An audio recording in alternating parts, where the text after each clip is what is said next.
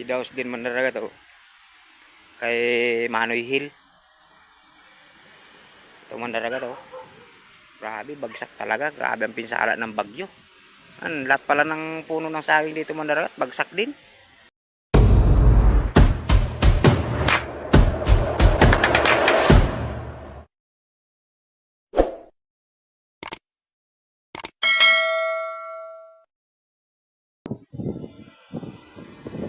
Ayan, magandang hapon sa inyong lahat mandaragat. Alas 2:15 ng hapon. At ito na yung lagay ng panahon dito sa amin, dito sa bayan ng Siroma.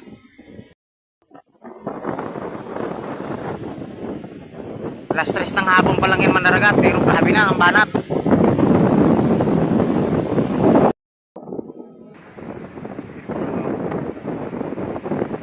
Ito nakalaki yung tubig dagat mandaragat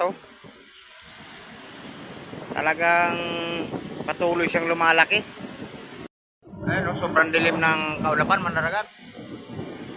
Grabe ang lakas ng hangin. Jewel, shoutout nga pala sa dalawang yan magkapit bahay. Lakas talaga mandaragat ng hangin Ayun yung baba. Andito kami sa pinakataas ng ng Mountain Province. At dito ko sinipte yung mga gamit ko, yung mga trap ko sa Limasag at saka sa Limango. Ayan, unti-unti na siya mandaragat dumidilim. At ayan andito tayo sa taas. Kita-kita natin yung karagatan kung sakaling tumaas yung dagat mandaragat, imposible naman na makaano pa yan dito. Sobrang taas na nito. At pandilim na yung paligid Kaya ito, kain na kami Kain tayo mandaragat. Ayan yung labas ng bahay mandaragat Tingnan yung mga punong kahoy, halos magkanda ubos-ubos yung mga dahon nyo. Tinang umaga mandaragat at habagat yung hangin niya. Bababa kami ni Utol para i-check namin yung bahay namin kung ano nang nangyari doon sa bahay. So ayan mandaragat, andito na kami sa sa bahay at tingnan nyo naman mandaragat butas-butas yung pawid. Grabe yung mga ng sakit ng bintana namin, butas-butas. Sobrang lakas ng hangin. Sira-sira talaga yung bubong. Nagkanda butas yung mga dingding. Yan wala mang natumbang nyog, pero yung mga puno ng saging puro tumba. Yan balos ng bagyong Pipito, habagat. Grabe ang lakas ng habagat. So sobra tong bagyo na to. Grabe, nagkatumba-tumba mandaragat yung mga dito Ubos na naman yung mga saging. Tumba-tumba na naman yung mga saging.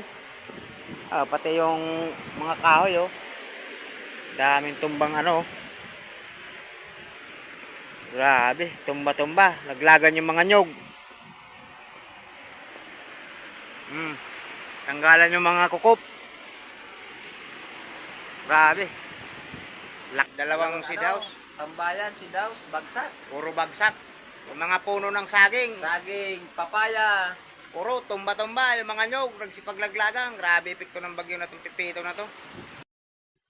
Ayan mandaragat yung sidaws nila parin dani. Bumagsak, bumigay na.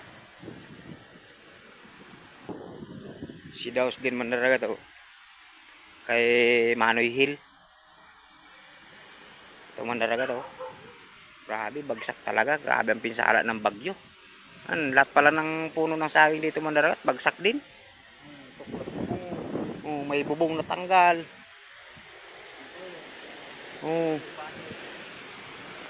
Ito, sira din. Sira din dito mandaragat. Aklas Mandaragat at dito tayo sa sa kalsada ng Barangay Bubuan. At ayan Grabe. Grabe ang tumbang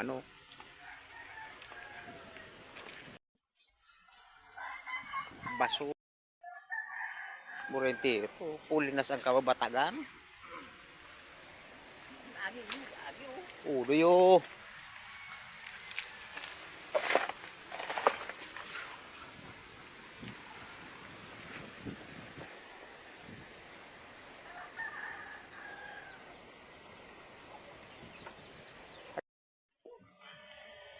Grabe mandaragat, basura yung hatid ng bagyo. Medyo malakas pa rin yung hanging habagat mandaragat. Balos. Yan, daming basura. Bigay ng bagyo. Dami tayong lilinisin. Yan, yung mga saging dito, ubos. Ubos lahat ng saging.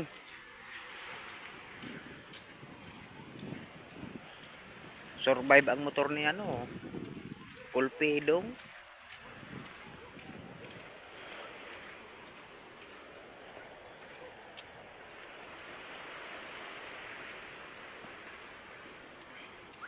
Pati mga kawayan turumba.